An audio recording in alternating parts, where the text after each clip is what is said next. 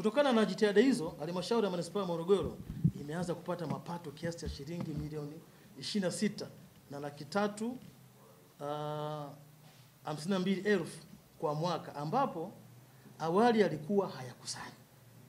Mapato hayo yatakusanywa kwa kipindi cha muda wa miaka 10 kama ilivyoainishwa katika mkataba wao wa upangishaji.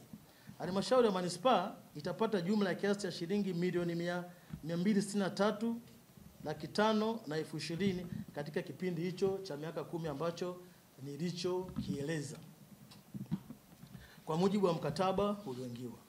Katika kuhakikisha mapato ya serikali hayapotei, TAKUKURU kwa kushirikiana na halmashauri ya manispaa ya Morogoro imefanikisha kuingiwa kwa makubaliano na mwekezaji aitwaye SM Holding Msamvu katika kukusanya kodi itokanayo na maduka yaliyojengwa na mwekezaji huyo katika eneo la Msamvu kuanzia kiwanja namba 11 mpaka namba 22 bila kufuata sheria, kanuni, taratibu na miongozo ya mipango miji.